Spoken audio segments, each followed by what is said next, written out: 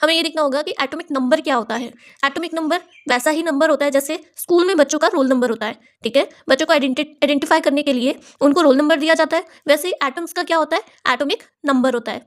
अगर मैं बोल रही हूँ किसी एटम का एटॉमिक नंबर 11 है, ठीक है, तो अगर मैं एटॉमिक नंबर 11 बोल रही हूँ, इसका मतलब मैं बात कर रही हूँ सोडियम के एटम की, ठीक है।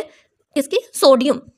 कैसे? ये जो 11 है, अगर किसी एटम का एटॉमिक नंबर 11 है या कोई और है, तो उसका क्या मतलब है? उसका मतलब है कि उसके न्यूक्लियस में प्रोटॉन्स, ठीक है, उतने ही प्रोटॉन्स हैं और उतने ही उसमें इलेक्ट्रॉन्स हैं, ठीक है। अगर हम इस एटम के इलेक्ट्रॉन्स को काउंट करें, ठीक है, 1 2 3 4 5 6 7 8 9 10 11, ठीक है, तो ये कितने इलेक्ट्रॉन्स हैं? 11। और इसके अंदर प्रोटॉन्स भी कितने हैं?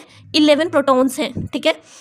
यानी कि किसी एटम का जो एटॉमिक नंबर है वो हमें बताता है कि उसके अंदर कितने इलेक्ट्रॉन्स और कितने प्रोटॉन्स हैं, ठीक है। तो एटॉमिक नंबर से ही हमें उसके नंबर ऑफ इलेक्ट्रॉन्स और प्रोटॉन्स का पता चलता है। Number of protons in a atom is called atomic number, ठीक है। तो उसमें जितने भी प्रोटॉन्स हैं उससे ही पता उस वो क्या होता है, वही उसका एटॉमिक नंबर होता है। जैसे इसमें अगर 11 प्रोटॉन्स हैं तो इसका एटॉमिक नंबर भी 11 होगा। अगर इसमें 16 प्रोटॉन्स होते तो इसका एटॉमिक नंबर 16 होता, ठीक है। जैसे example, sodium atom has 11 protons. Sodium का जो एटम है उसमें 11 प्रोटॉन्स हैं, so its atomic number is 11, ठीक है। तो इसका एटॉमिक नंबर भी क्या है? 11 है। अब